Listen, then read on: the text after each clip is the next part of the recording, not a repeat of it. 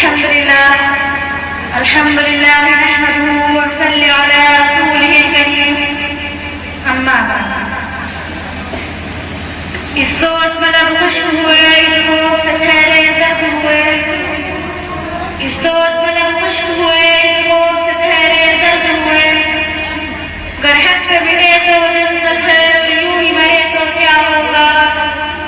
ताबूत ज़माना इन पर भी एक आग जिस्म होगा खासा। कुछ लोग अभी तक हाथों में अमन का परचम थामे हैं। ए मौला बना दे हमको भी पूरा ही हक का शेदाई। इज्जत दे उस जिल्लत से या जोश शहीदा हमको दे। वो तक़वा दे, वो ईमान दे, वो हमीयत दे, वो गैरत दे, वो नक्श सहाबा हमको दे, वो औज़ हमको दे। मेरे मुहतरम बुजुर्गों और दोस्तों और अज़ीज़ तलबा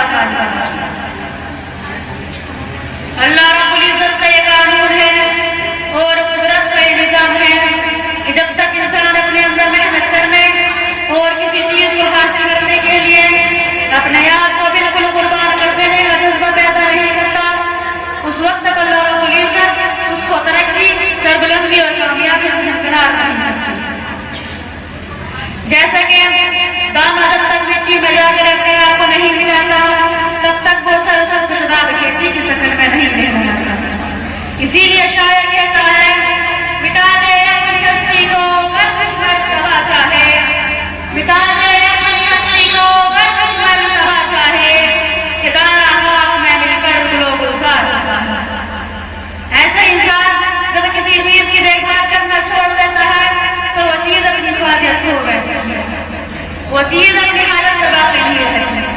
मिसाल के तौर पर अगर किसान अपने खेत में मेहनत करना और उसकी देखभाल करना छोड़ देता है तो वो खेत नाजवल्ला देना तो दूर की बात है, एक वक्त आता है तो खेत नहीं बल्कि वो झाड़ियों में तब्दील हो जाता है और उसमें तरह तरह के बोझ डालकर अपना बसेरा बना लेता है। इसी तरह अगर किसी कश्ती पर कई कश्ती चलाने वाले ही सवार हो और वो कश्ती को सही रुख बनाने की बजाय उसको इसी तरह हवा पर पानी के बहाव पर और धार के सहारे उसको छोड़ दे तो एक वक्त आता है जहाँ कश्ती के सवार अपनी मंजिल से दूर होते चले जाते हैं, वहीं वो कश्ती किसी भवन में फंसकर डूब जाती है या किसी चट्टान से टकरा कर पास हो जाती है।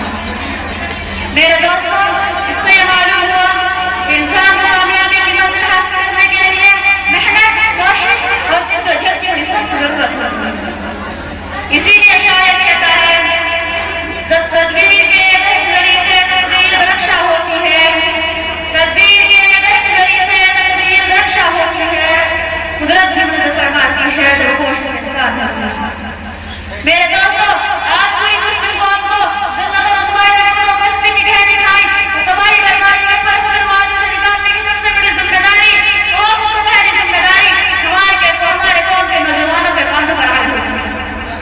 इसलिए कि नौजवानी कौम के लोग जान सकते हैं, नौजवानी कौम का दर्द दिल सकते हैं, नौजवानी कौम की जिंदगी हासिल रखते हैं, नौजवानी कौम मिल्लत के ईमान को संभालने वाले हैं।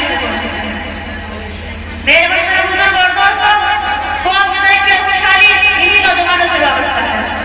चुनांचे जब हम तारीख को मुताला करते हैं तो मालूम होता है कि जब इन नौजवानों ने अपने ऊपर से दौलत और खुशी की चादर को उतार फेंका है, तब इन नौजवानों ने अपनी कौम की शान और शौकत और अज़मत और रफ़्त को चार चांद लगाया है। जब इन नौजवानों ने अपने मकाम को, अपनी हैसियत को उतारा है, तब इन नौजवानों ने अपनी कौम को उरूज दिया है, वो मकाम दिया है जिसको देख कर दुनिया की दूसरी कौमें आशीष करती हैं। मेरे दोस्तों, याद रखो, नौजवानों के बगैर आज तक कोई भी कौम और कोई भी तहरीक नहीं कामयाब होती है और नाकामयाब होती है। इन्हीं नौजवानों की वजह से कौम बनती भी है और बिगड़ती भी है। इन्हीं नौजवानों की वजह से कौम तरक्की भी करती है तो जल्दी भी दिखाई पड़ती है। इन्हीं नौजवानों की वजह से कोई गवाह भी होता है और वीरान भी। तारीख की औलाद गवाह है, इस्लाम के वो शेर दिल नौजवान ही तो थे जिन्होंने इस्लाम को बरसों लहराते हुए जिंदगी दोस्तों से अपने लगे उस रखने के महलों में अपने नारे तकदीर में ज़लज़ला बर्पा कर दिया था। इस्लाम के वो जानवर नौजवान ही तो थे जिन्होंने इस्लाम के जिन्होंने दुनिया को खुशी की हुकूमत